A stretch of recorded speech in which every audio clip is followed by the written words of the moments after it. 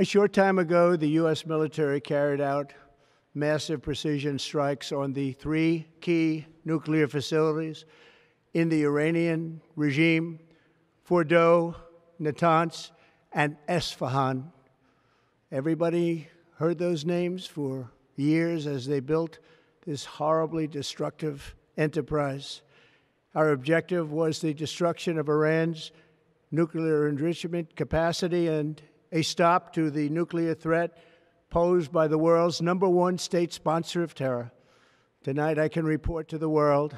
that the strikes were a spectacular military success. Iran's key nuclear enrichment facilities have been completely and totally obliterated. მოგესალმებით, ეს დიდი ვეზირის მორიგი ეპიზოდია. მე შოთათ ხელიძე ვარ. დასაწყისისთვის მოიწონეთ ვიდეო და გამოიწერეთ არხი, რომ არ გამოგჩეთ შემდგომი ჩემი ვიდეოები. ამ ეპიზოდში შემოგთავაზებთ მიმდინარე მოვლენების ანალიზს და ქრონოლოგიურად მივყვეთ, როგორ განვითარდა პროცესები ირან-ისრაელის კონფლიქტთან დაკავშირებით და შემდგომ როგორ ჩაერთო ამ კონფლიქტში შეერთებული შტატები.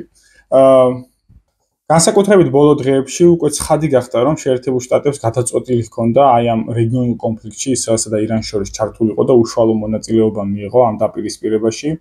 რაზეც რამდენიმე მოვლენა მიანიშნებდა, თუ დავაკვირდებოდით. პირველი ამ შემთხვევაში იყო თვითონ შეერთებულ შტატების პრეზიდენტის დონალდ ტრამპის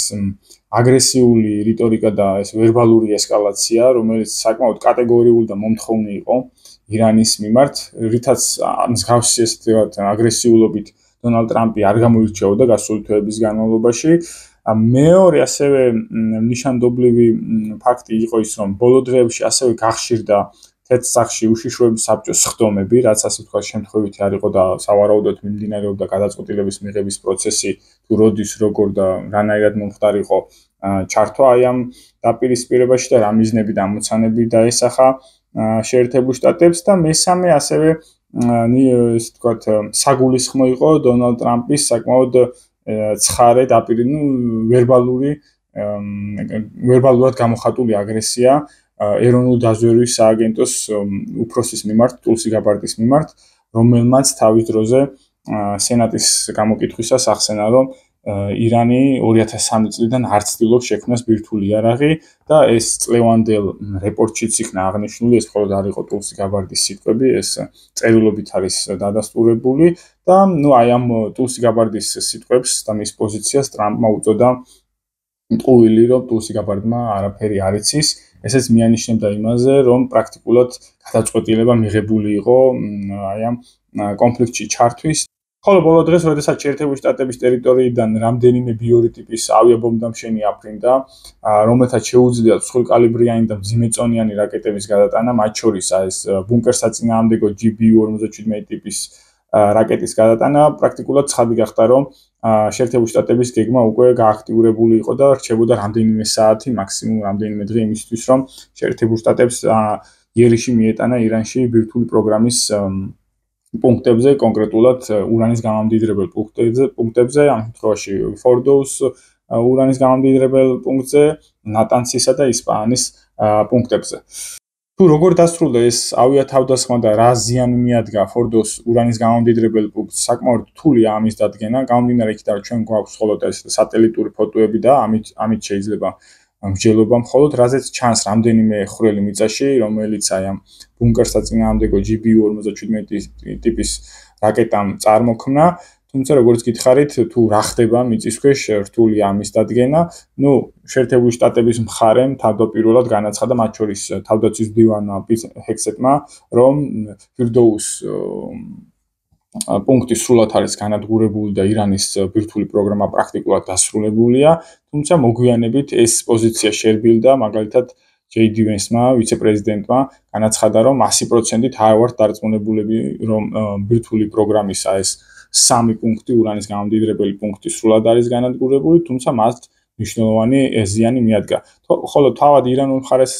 რაც შეეხება, ისინი ამბობენ, რომ ასე ვთქვათ, თავდასხმა მოხდა, თავდასხმა იყო ზუსტი, მაგრამ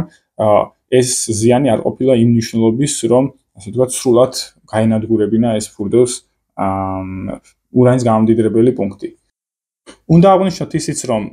თავად თეირანმა განაცხადა, რომ ის ცენტრიფუგები, რომლებიც ფორდოუში იმყოფებოდა, ისინი რამდენიმე დღით ადრე გაიტანეს ამ პუნქტიდან და ამის დამადასტურებელი სატელიტური ფოტოებიც გავრცელდა, როდესაც მთელი რიგი სატვირთოები იყო ამ პუნქტთან მისული. ასევე ის, რომ ამ დაბომბვების შედეგად არანაირი რადიაციული დაბინძურება არ მომხდარა და რადიაციის გავრცელება არ მომხდარა, ესეც იმას ნიშნავს, რომ ცენტრიფუგები ამ ფორდოუში არ იმყოფებოდა. ამის შემდგომ ჩვენ უნდა დავსვათ ერთი, ესე ვთქვათ, საფუძვლიანი კითხვა, ზოგადად რას ნიშნავს ბირთვული პროგრამა და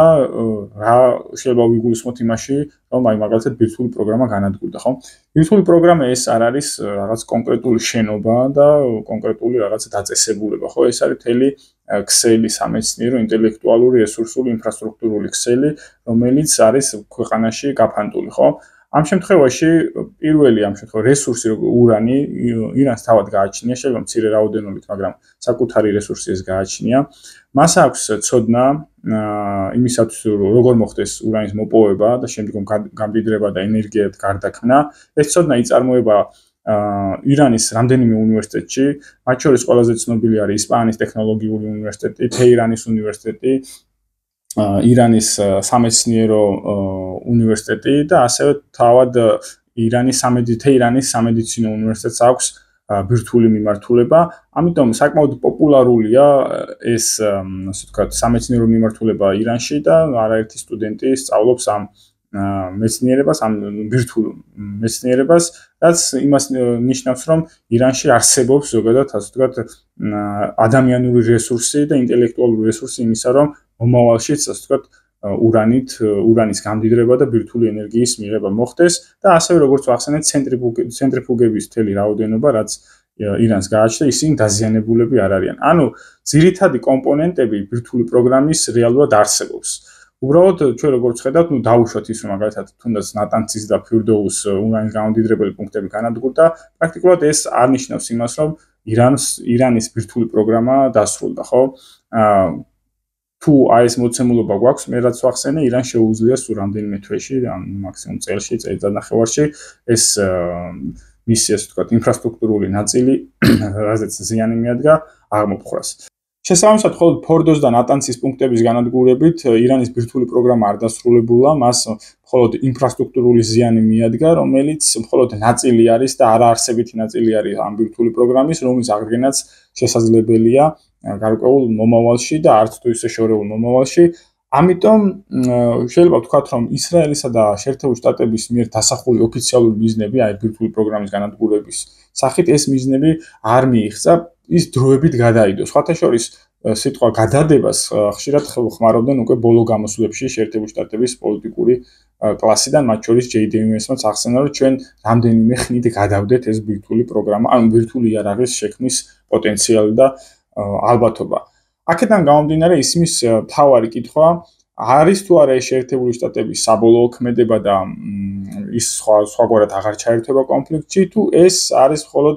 ირანის პროვოცირებისთვის გადადგმული ნაბიჯი, რომ შემდგომ ირანმა უპასუხოს და აი ეს გახდეს უკვე უპასუხოს ამ შემთხვევაში თავს დაესხას ამერიკულ სამხედრო ბაზებს, ამერიკულ ფლოტს სპარსეთის ყურეში, არაბეთის ზღვაში, წითელ ზღვაში და გახდეს ეს ეგრეთ წოდებული პრეტექსტი საბაბი იმისა, რომ მაგალითად უკვე სრულმასშტაბიანი ომი დაიწყოს შეერთებულმა შტატებმა ირანის წინააღმდეგ. ხოლო ამ კითხვაზე დამატებით ჩდება კიდევ ერთი შეკითხვა, ის რომ ისრაელისთვის ომის ამ სტატუს-კვოთი დასრულება პრაქტიკულად მიუღებელია, გამომდინარე იქიდან, რომ აი ამ სამკუთხედიდან ყველაზე წაგებული აღმოჩნდება ის, გამომდინარე იქიდან, რომ ის მთავარი საფრთხეები, რომლებიც მომდინარეობდა ირანიდან ისრაელისთვის, გულისხმობ ბალისტიკური რაკეტების პროგრამას და ბალისტიკურ თავდასხმებს, რომლებიც ყოველდღიურად ხორციელდება ირანის მხრიდან, ეს საფრთხეები არ მოხსნილა. შესაბამისად, თუ შეერთებული შტატები აი ამ დაპირისპირებიდან გავადა სამხედრო კონფლიქტ, ანუ სამხედრო თვალსაზრისით ის მეტად აღარ ჩაერთვება, ეს ნიშნავს იმას, რომ ისრაელი რჩება მარტო ირანის წინააღმდეგ. რაც შეეხება ბოლო დღეებში განვითარებულ მოვლენებს ირანსა და ისრაელს შორის, გარკვეულწილად ის ისრაელისთვის სკეპტიკურ სურათს ხატავს, გამომდინარე იქიდან, რომ მისი თავდაცვითი სისტემები კრიტიკულ ნიშნულს უახლოვდება, რაც გამოიხატება იმაში, რომ რაკეტების რაოდენობა დეფიციტური ხდება, მათი ეფექტიანობა მცირდება, ასევე რაოდენობა დეფექტური გასროლების იზრდება და ხშირია ისეთი მოვლენები, როდესაც გამორთხილებელი სიგნალები არ ირთვება ქალაქებში. ხოლო საპირისპიროდ ირანის მხრიდან გასროლილი ბალისტიკური რაკეტების რაოდენობა მცირდება, მაგრამ მათი ეფექტიანობა იზრდება გამომდინარე იქიდან, რომ მათი თავდაცვითი სისტემების ეფექტიანობა შემცირებულია ისრაელის მხრიდან და ეს ბალისტიკური რაკეტების თავდასხმა ქრონიკული ხდება უკვე ისრაელისთვის. პრაქტიკულად ყოველ დღე ისრაელი ემზადება იმისთვის, რომ რამდენიმე ბალისტიკური რაკეტა გარკვეულ პუნქტებს სხვადასხვა ხასიათის პუნქტებს უნდა მოხვდეს, რაც ახდენს სახელმწიფო ფუნქციონირების პარალიზებას, მათ შორის პოლიტიკური ნაწილის, პოლიტიკური ინსტიტუციები ეფექტურად ვერ ფუნქციონირებენ, ასევე ეკონომიკური ნაწილის გარკვეულ ინფრასტრუქტურულ პუნქტებსაც მიადგა ზიანი და ასევე მოსახლეობის საკმაოდ დიდი ნაწილი თავდაცვის მიზნით თავსაფარებს ბუნკერებს, რაც იმას ნიშნავს, რომ ეკონომიკური აქტივობა ისრაელში შემცირებულია, ვარ თქვათ არაფერი ტურიზმის სექტორზე და ინვესტიციების მიმართულებით. ეს სურათი ისრაელისთვის ქმნის კრიტიკულ მოცემულობას და აი ეს კითხვა, რაც აქამდე დავსვი, რამდენად მისაღებია ისრაელისთვის ირანთან მარტო დარჩენა, ეს არის თავარი შეკითხვა და მოსთხოვს თუ არა ის მომავალში შეერთებულ შტატებს უფრო აქტიურად და მასშტაბური ფორმით ჩაერთოს ამ დაპირისპირებაში. მაგრამ ეჭვი იმისა, რომ შეერთებულ შტატები მომავალშიც გააგრძელებს ირანთან დაპირისპირებაში ყოფნას, ეს ეჭვი არსებობს, გამომდინარე აი ზემოთ რაც ვახსენე, რაღაც მომენტში შეიძლება ისრაელს დაუდგეს კრიტიკულად გარდამტეხი მომენტი, როდესაც მას ვერ შეაქვს ეს გარდატეხა კონფლიქტში და ის უფრო დიდ ზარალს ღებულობს, როგორც სახელმწიფო ვიდრე ირანი და ამ მომენტში აი ეს წნეხი შეერთებულ შტატებზე, თეთრსაღზე, კონკრეტულად დონალდ ტრამპზე უფრო გაიზრდება და მაშინ შეიძლება ჩვენ ვიხილოთ უკვე სხვა ფორმით შეერთებული შტატების ჩართულობა ამ დაპირისპირებაში. ამ ეჭვებს ამძაფრებს ისიც, რომ ძალიან ხშირად მოყავთ და ახსენებენ 2009 წელს ბრუკინგსის ინსტიტუტის მიერ გამოქვეყნებულ რეპორტს სახელწოდებით რომელი გზა სპარსეთამდე. თავდაპირველად გეტყვით, რომ ბრუკინგსის ინსტიტუტი ეს არის ნეოკონსერვატიული think tank-ი, რომელიც საკმაოდ დაახლოებულია ნეოკონსერვატიულ პოლიტიკურ ისტებლიშმენტთან ვაშინგტონში და გარკვეულწილად გავლენიანი think tank-ია და აი ამ რეპორტში ნახსენებია გარკვეულწილად პოლიტიკის ვარიაციები, რომლებიც შეიძლება გამოიყენოს შეერთებულმა შტატებმა ირანთან მიმართებაში. ეს არის პერიოდი, როდესაც ჯორჯ ბუში უმცროსი გადაირჩიეს, მის პრეზიდენტობა დასრულდა და მისი ახლო აღმოსავლური სამხედრო ინტერვენციები გარკვეულწილად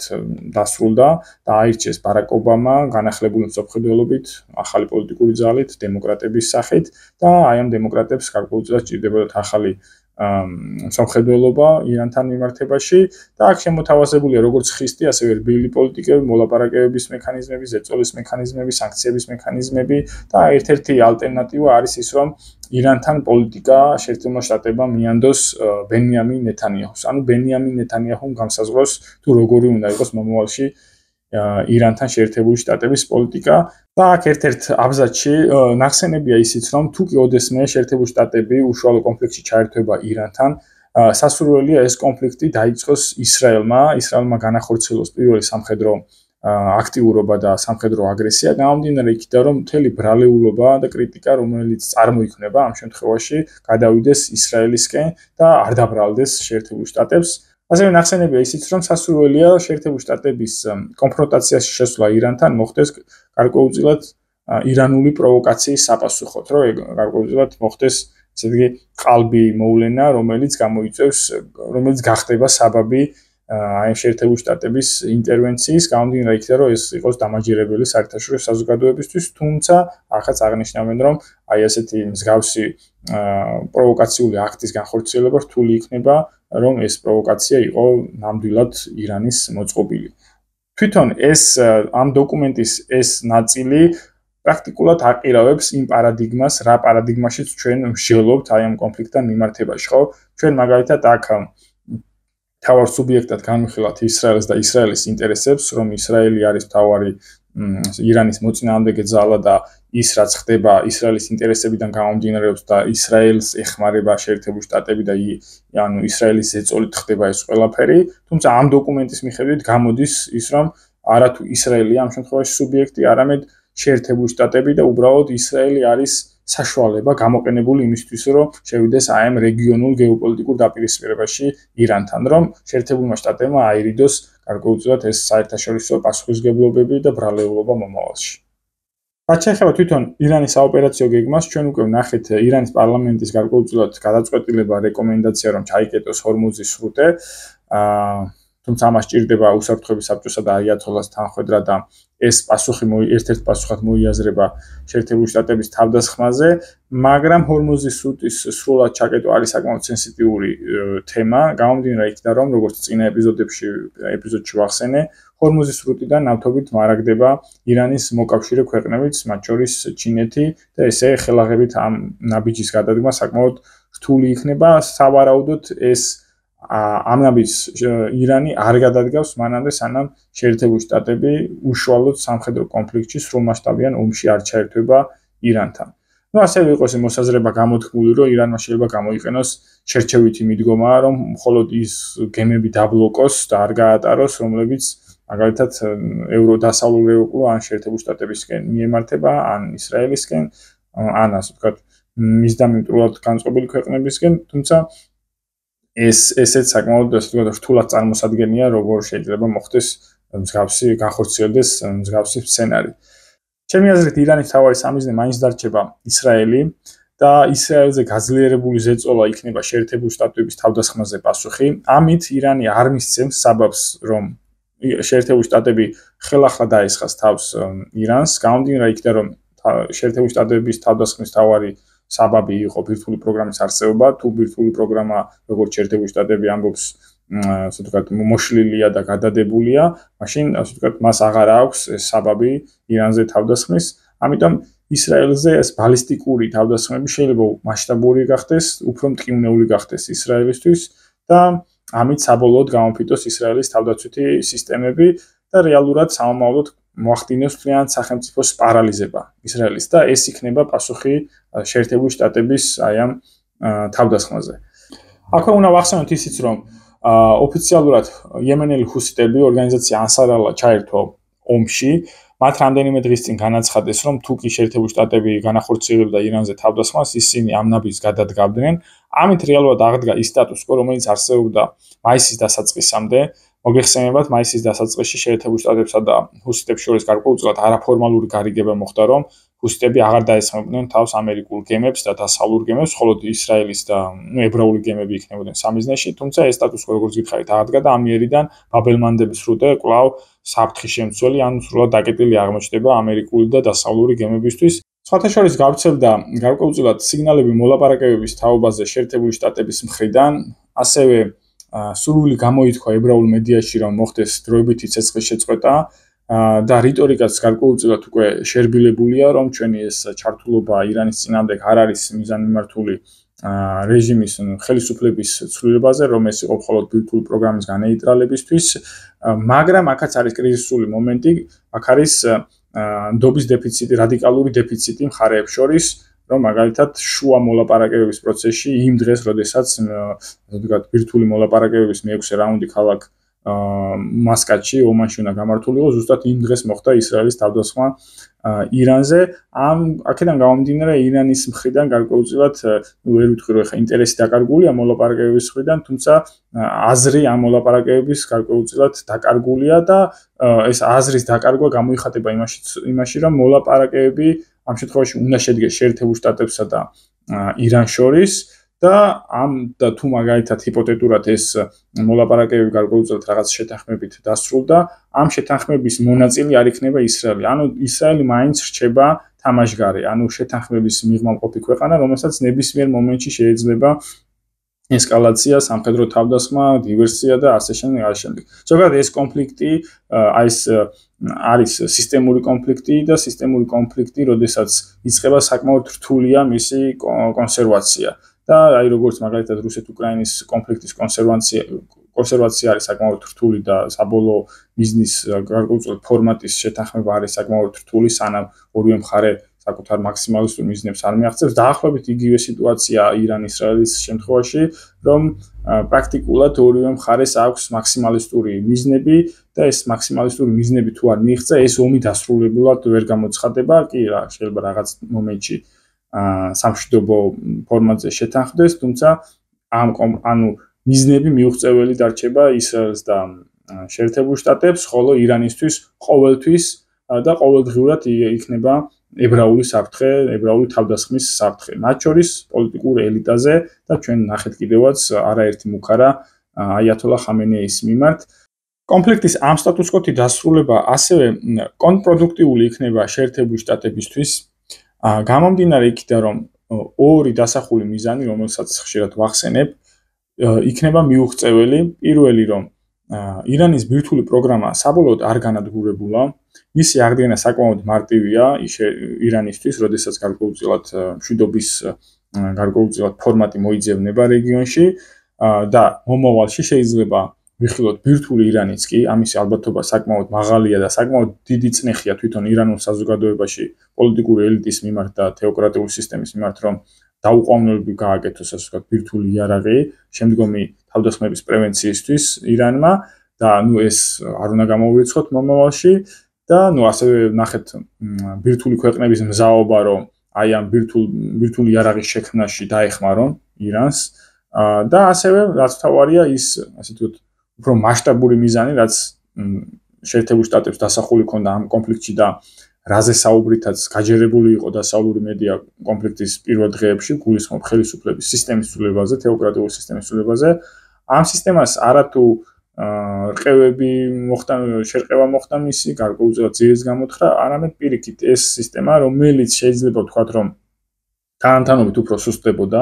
დროთა განმავლობაში, პირიქით მოხდა მისი დაბუსტვა, ხელახალი ლეგიტიმაციის შეძენა და მომავალში გარკვეულწილად ესე ვთქვათ ირანული საზოგადოება უფრო ესე ვთქვათ კონსოლიდირებული იქნება ამ სისტემის გარშემო. და რაც თავარია გეოპოლიტიკურ მიზნებსაც თუ შევხედავთ, ნაცვლად იმისა, რომ აი ეს ევრაზიული ერთიანობა, რაღაც ასე ვთქვათ სატრანსპორტო სავაჭრო კორიდორების დესტაბილიზაციისა, შეერთებული შტატები მიიღებს ასე ვთქვათ უფრო გაძლიერებულ, ასე ვთქვათ აზიურ სცენას, უფრო შეკავშირებულ მოკავშირეებს ამ მიმართულებით და უფრო გაძლიერებულ ირანს იმ თვალსაზრისით, რომ მას მომავალში უფრო მეტი შემაკავებელი, ასე ვთქვათ, საშუალებები ექნება, ვიდრე დღეს აქვს. გამომდინარე იქიდან, რომ უკვე გარკვეულწილად რაღაც გაკვეთილები უკვე ასწავლია ამ თვალსაზრისით და ასევე კიდევ ერთი რაც მინდოდა მეთქვა და არ მინდა რომ გამომჩეს, თუ აქამდე მაგალითად ირანის ესე ვთქვათ უსაფრთხოების სისტემები გარკვეულწილად ეფექტურად ვერ მუშაობდა და როგორც ნახეთ ეს მოსადის დივერსიული ქმედებები და დაჯგუფებები მრავლად იყო ირანში. ახლა უკვე ჩვენ ნახეთ რომ პრაქტიკულად ათეულობით ასეთი დივერსიული ჯგუფი უკვე დააკავეს ირანში. პრაქტიკულად გაშიფრულია შეიძლება ვთქვათ ეს ქსელი, ეს დივერსიული ჯგუფების ქსელი, მათი მოქმედების ალგორითმი, კონკრეტული ასე ვთქვათ შეიძლება ჯგუფები, პერსონები, რაც უკვე ისრაელს და შეერთებულ შტატებსაც ართმევს სამომავლოდ იმის შესაძლებლობას, რომ შიდა არეულობები და დესტაბილიზაცია გამოიწვიოს ირანში. ესეც საკმაოდ ნიშანდობლივია. გამომდინარე იქიდან, რომ თავარი დარტყმა ირანს აი პირველ დღეებში მიადგა ზუსტად აი მოსადის დივერსიული ჯგუფებისგან მათი დრონების საშუალებით და აი ამ დრონებმა მოახდინა თავდაცვითი სისტემების პარალიზება მაშინ. ამ თვალსაზრისითაც აი მომავალში შეიძლება ვიხილოთ უსაფრთხოების კუთხით უფრო გაძლიერებული ირანი, რაც ასევე ასე ვთქვათ კონტრპროდუქტიული შედეგი იქნება შეერთებული შტატებისთვის. შეერთებული შტატების თავდასხმამ ირანზე გარკვეულწილად შიდა პოლიტიკური რყევები გამოიწვია შეერთებულ შტატებში, კონკრეტულად მაგას პლატფორმის მხარდამჭერებში, გარკვეული დიდი კითხვის ნიშნები გააჩინა დონალდ ტრამპის მიმართ და საკმაოდ დიდი კრიტიკა წარმოქმნა მის მხარდამჭერებში. ჩვენ ნახეთ ეგრეთ წოდებული ცნობილი სახეები ამ მაგას პლატფორმის, რომლებიც აი ამ კაცრი კრიტიკით გამოიჩნენ, რომ ირანთან ომი არ არის შეერთებული შტატების ინტერესებში, რომ ეს არის ისრაელის ომი და ისრაელი იყენებს შეერთებულ შტატებს საკუთარი ინტერესების გასატარებლად. თუ აი ამ ტალღამ მალე არ გადაიარა და თუ არ ჩაცხრა ეს კონფლიქტი დროულად და გარკვეულწილად ხანგრძლივადიანი სახე მიიღო შეერთებული შტატებისთვისაც ირანთან დაპირისპირებამ, ეს ნიშნავს იმას, რომ მაგას მხარდამჭერების საკმაოდ დიდი ნაწილი ვერ უტყეხა უმრავლესობა, მაგრამ მნიშვნელოვანი ნაწილი, ასე ვთქვათ, გამოაკლდება მაგას პლატფორმას და მომავალი წლის შუალედურ არჩევნებში დიდი ალბათობით შეიძლება დონალდ ტრამპმა დათმოს კონგრესი და ის სრული ძალაუფლება, რაც ახლა ამჟამად მას გააჩნია როგორც ქვედა პალატაში, ასევე სენატში და აღმასრულებელ ხელისუფლებაში, მსგავსი ესეთი სრულფასოვანი ძალაუფლება მას აღარ ჰქონდეს ერთი წლის თავზე. გარკვეულწილად ეს პროცესი დემოკრატების წისქვილზე ასხავს წყალს, გამომდინარე იქიდან, რომ საკმაოდ დიდი ზიანი მიადგა მაგას პლატფორმას და ტრამპის სამშვიდობო მსოფლმხედველობას, საგარეო პოლიტიკურ მსოფლმხედველობას და თუ როგორც ვახსენე, ეს პროცესი ცოტა დროში გაიწელა, შეიძლება ჩვენ მომავალში ვიხილოთ გარკვეულწილად ეს ტრამპიზმის მსოფლმხედველობის სიკვდილი და გარკვეულწილად აი ამ მაგას პლატფორმის ხარდამჭერების დემორალიზება. მე არ ვიძახი იმას, რომ მაგალითად ეხა მაგას პლატფორმის ხარდამჭერები შემდგომ არჩევნებზე წავდნენ და დემოკრატებს დაუჭერენ მხარს, მაგრამ უბრალოდ ის აქტივობა, ჩართულობა, ხარდამჭერა შემცირდება და აი ამ ხარდამჭერის შემცირებით შეიძლება ისარგებლოთ მომავალში დემოკრატიული პარტიის ლიდერებმა და პოლიტიკოსებმა. დღეისათვის სულ ეს იყო, მოიწონეთ ვიდეო, გამოიწერეთ არხი, ეს დიდი ვეზირია, მე შოთა თხელიძე ვარ დროებით.